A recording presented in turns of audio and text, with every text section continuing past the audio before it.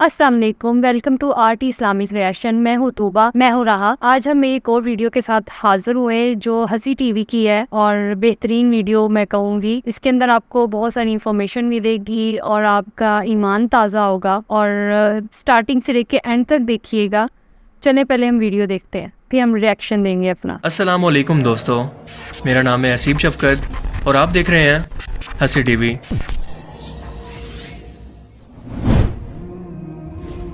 اسلام کی آمد سے پہلے مشرکین مکہ تین سب سے بڑے اور ان کے نزدیک عظیم ترین بتوں کی پوجا کیا کرتے تھے، جن کے نام تھے لات، منات اور عزا۔ اسلامی تاریخ میں آپ نے اکثر یہ تین نام سنے ہوں گے، لیکن یقیناً ان کی اصل تاریخ کو آپ نہیں جانتے ہوں گے کہ عربوں کے اندر ان تین جادوگر بہنوں کی عبادت کب اور کیسے شروع ہوئی، اس شرک کی ابتدا کیسے ہوئی، فتح مکہ کے بعد ان تینوں بہنوں کے بتوں کو کس طرح سے تباہ کیا گیا، اور حضرت خالد بن ولید کو رسول اللہ صلی اللہ علیہ وآلہ وسلم نے ان تینوں میں سے سب سے اہم اور عربوں کی سب سے مقدس بت عزا کو قتل کرنے کے لیے کیوں بھیجا تھا، اور کیا سلطان محمود غزنوی جنہوں نے ہندوستان پر سب سے زیادہ بار حملے کیے اور ہندوؤں کے سب سے مقدس سومناتھ بت کو توڑا، کیا یہ اصل میں اسی عزا کا بت تھا جو عرب سے ہندوستان کی سرزمین پر پہنچا تھا؟ آئیے اسلامی تاریخ اور روایات کی روشنی کے اندر ان اہم ترین سوالوں کے جواب جاننے کی کوشش کرتے ہیں۔ سب سے پہلی بات آپ کے لیے جاننا ضروری ہے کہ عرب کے لوگ مشرک تھے، کافر نہیں تھے، یعنی یہ اللہ کو مانتے تھے اور خانہ کعبہ کا طواف بھی کرتے تھے، مگر ساتھ ساتھ ان بتوں کو یہ کہہ کر پوجتے تھے کہ یہ اللہ کے ہاں ہماری دعائیں پہنچانے والے ہیں اور ہمارے اور اللہ کے درمیان پیغام پہنچانے کا کام کرتے ہیں، اس لیے ہم ان کو خوش رکھتے ہیں تاکہ اللہ ہم سے خوش رہے، جو آج بھی بت پرستوں کا عقیدہ ہے اور ان کی یہ لاجک آج تک قائم ہے۔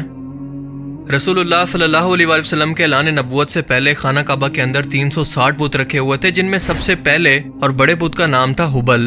جسے وہ اللہ یعنی خدا کی صورت سمجھ کر پوجتے تھے۔ آج بھی کئی ہندو اسکالرز کے عقیدے کے مطابق یہ ان کے خدا شیوا کی مورتی تھی، جسے وہ آج بھی اس کائنات کو پیدا کرنے والا اور تباہ کرنے والا خالق مانتے ہیں، اس کی مورتی کو پوجتے ہیں۔ مگر فتح مکہ کے وقت رسول اللہ صلی اللہ علیہ وآلہ وسلم نے ان سب بتوں کو توڑنے کا حکم دیا۔ خیر، اس بت ہبل کی تاریخ پر پھر کسی اور ویڈیو کے اندر ڈیٹیل میں بات کریں گے۔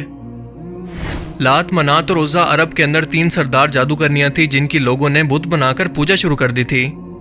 مکہ اور طائف شہر کے نزدیک ایک وادی موجود تھی جس کا نام تھا نخلا۔ یہ وہ جگہ ہے جہاں پر رسول اللہ صلی اللہ علیہ وآلہ وسلم کی ایک سفر پر جنات کی جماعت سے ملاقات ہوئی تھی اور انہوں نے اسلام قبول کر لیا تھا۔ بالکل اسی جگہ پر تین بڑے درختوں کے نیچے عزا کا مندر موجود تھا اور قریش کے لوگ آس پاس سے یہاں پر اکٹھے ہو کر اس دیوی کی عبادت کیا کرتے، اپنے جانوروں کی قربانیاں پیش کیا کرتے اور اس پر نظر و نیاز چڑھاتے، کیونکہ عزا کو لات منات کے مقابلے میں زیادہ عزت اور احترام دیا جاتا تھا، اور انہی تینوں کے بت عرب میں جگہ جگہ پر رکھے ہوئے تھے، یہاں تک کہ خانہ کعبہ کے اندر بھی ان کے علامتی بت رکھے گئے تھے، اور طواف کعبہ کے وقت بھی یہ مشرکین مکہ ان کا نام لیا کرتے۔ یہ عورت شیطانی جنات کی مدد سے اپنے ہی بت سے آوازیں نکال لیا کرتی تھی، جیسے ان کی دعاؤں کو سن رہی ہو اور جواب دیتی ہو۔ لوگ اسے ہبل کی بیوی بھی کہا کرتے تھے، جبکہ لات دیوی کی عبادت خاص طور پر طائف شہر کے قبیلے بنو ثقیف کے لوگ کیا کرتے تھے، اور اس کا مندر بھی طائف کے اندر موجود تھا۔ اسے امن و خوشحالی، موسم اور انتقام کی دیوی مانا جاتا تھا۔ مسافر اپنا سفر شروع کرنے سے پہلے اس سے اچھے موسم کی دعا کیا کرتے، اور فتح مکہ کے بعد رسول اللہ صلی اللہ علیہ وآلہ وسلم کے حکم پر طائف کے اندر موجود اس کے مندر کو تباہ کر دیا گیا، جبکہ منات کو قسمت، دولت، وقت اور موت کی دیوی مانا جاتا۔ مدینہ میں موجود اوس، خزرج اور اس طرح کے دوسرے قبیلے اس کی عبادت کیا کرتے تھے، اور احترام کے طور پر ان تینوں کے بت بناتے وقت منات کو درمیان میں رکھا کرتے، کیونکہ ان کے مطابق وہ عمر میں تینوں سے سب سے بڑی تھی۔ فتح مکہ کے بعد رسول اللہ صلی اللہ علیہ وآلہ وسلم نے حضرت سعد بن زید رضی اللہ تعالیٰ عنہ کی قیادت کے اندر 20 گھڑ سواروں کو مدینہ کے درمیان موجود وادی قدیم کے اندر بھیجا، جہاں پر منات کا سب سے بڑا مندر موجود تھا۔ یہ لوگ جب یہاں پر پہنچے تو ایک سیاہ فام عورت جس کے بال بکھرے تھے اور وہ برہنہ تھی ان کے سامنے نمودار ہوئی۔ وہ رو رہی تھی اور اپنا سینہ پیٹ رہی تھی تاکہ مسلمان اسے دہشت کھا کر واپس چلے جائیں، مگر سعد بن زید نے اس کو قتل کر کے اس مندر کو مسمار کر دیا، جبکہ عزا کو طاقت، حفاظت، اولاد، حسن، جذبات اور محبت کی دیوی مانا جاتا تھا۔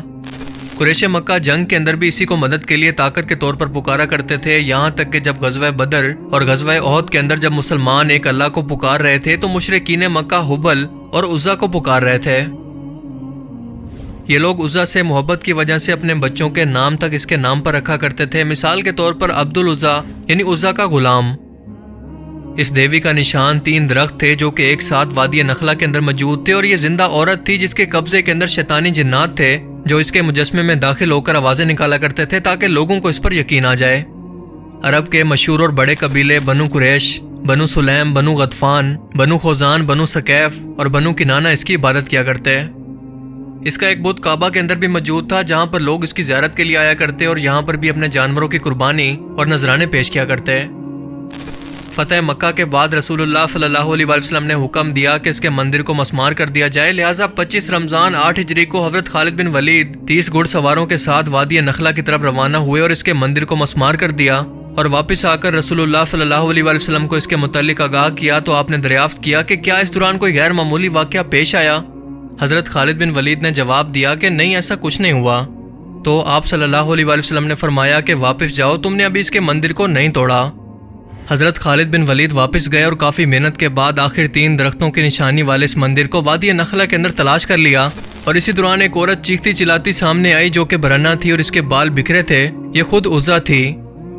مندر کے مجاور نے شور مچانا شروع کر دیا اور عزا کو ترغیب دی کہ وہ خالد بن ولید پر حملہ کر کے ان کو ختم کر دے، کیونکہ اگر وہ ایسا نہ کر پائی تو اس کا وجود ہمیشہ کے لیے مٹ جائے گا۔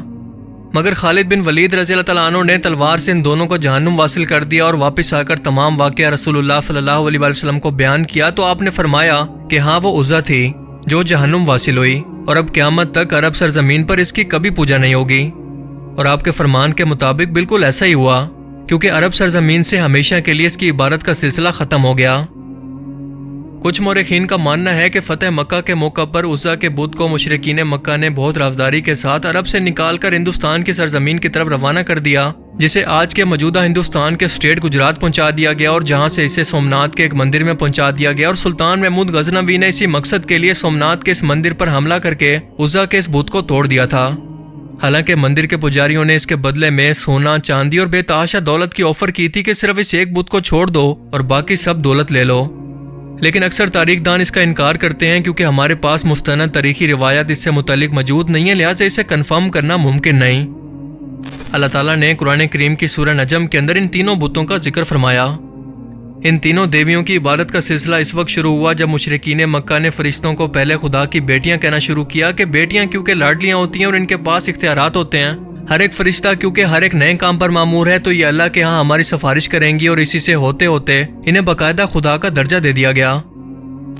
اصل میں بت پرستی کا آغاز انہی بدعت اور گمراہیوں سے ہوتا ہے، کیونکہ شیطان کا روز اول سے ہی اللہ تعالیٰ سے یہ وعدہ ہے کہ وہ انسان کو گمراہ کر کے شرک و بت پرستی کے اندر مبتلا کرے گا، اور اللہ نے انسانوں کی آزمائش کے لیے شیطان کو یہ اختیارات دے رکھے ہیں، اور اسی لیے بت پرستی کی شروعات حضرت آدم علیہ السلام کے بیٹے قابیل نے شروع کر دی تھی جب اس نے حابیل اپنے بھائی کو قتل کیا، اور آدم علیہ السلام نے اللہ کے حکم پر اسے دھتکار کر اس سے لا تعلقی کا اعلان کر دیا۔ تب یہ اور اس کی اولاد نے شیطان کے بہکاوے میں آ کر بت پرستی کے اندر مبتلا ہو گئے،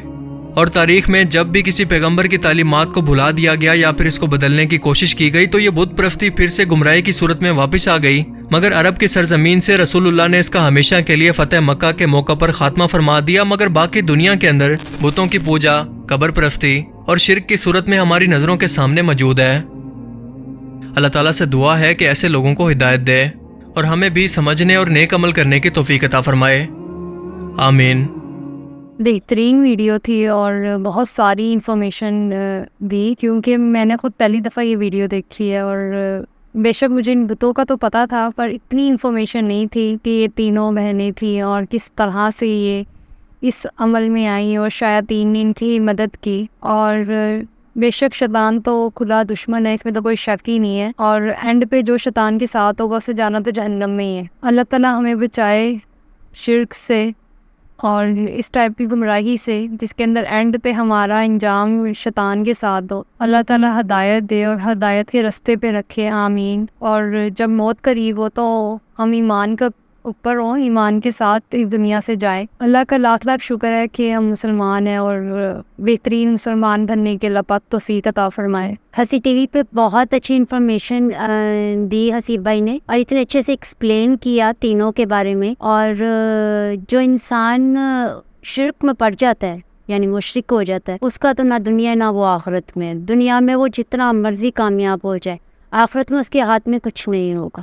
اسی لیے انسان کو ہمیشہ اچھا کرنے کی کوشش کرنی چاہیے, سیدھا راستہ, ہدایت کا راستہ مانگنا چاہیے اللہ تعالیٰ سے. اور جس طرح اس میں بتایا گیا کہ وہ اتنا جادو کرتی تھی کہ وہ برہنہ یعنی بنا کپڑوں کے وہ رہتی, سو دیکھ لیں کہ کتنا شیطان کو خوش کرنے کے لیے وہ یہ سب چیزیں کرتی. اور یہ سارے گمراہی کے راستے, اور گمراہی کے راستے میں کامیابی نہیں ہوتی. وہ تو 2 پل کی شیطان دے دے تو دے دے, مگر ہمیشہ کی کامیابی نہیں ہوتی. اور آپ اپنی یاد کریں کہ آپ کی موت بھی ان لوگوں کی دیکھ لیجیے جنہوں نے گمراہی کے راستے لیے. سو آنکھیں کھولنے کا وقت ہے. جب آنکھیں کھل جائے, آنکھیں کھولنے کا مطلب یہ ہے کہ آپ کی دل کی آنکھیں کھلیں, سچائی کو دیکھیں. وہ مت دیکھیں جس میں آپ کا فائدہ ہے, وہ دیکھیں جس سے آپ کی آخرت سنور ہوئی. اور سب سے پہلے آپ نے مرنا ہے, موت آپ کی کیسی آئی. سو بہت ہی انفارمیشن والی ویڈیو تھی, معلومات بھی بہت اچھی دی. سو اسی کے ساتھ ہم آپ لوگوں کو کہنا چاہیں گے ہمارے چینل کو سبسکرائب کر لیجئے, ہمارے ویڈیوز کو لائک کیجیے اور نوٹیفیکیشن آن کر لیجیے تاکہ آپ کو ہر نیو ویڈیو آنے کی نوٹیفیکیشنز مل سکے. اور کمنٹ باکس میں آپ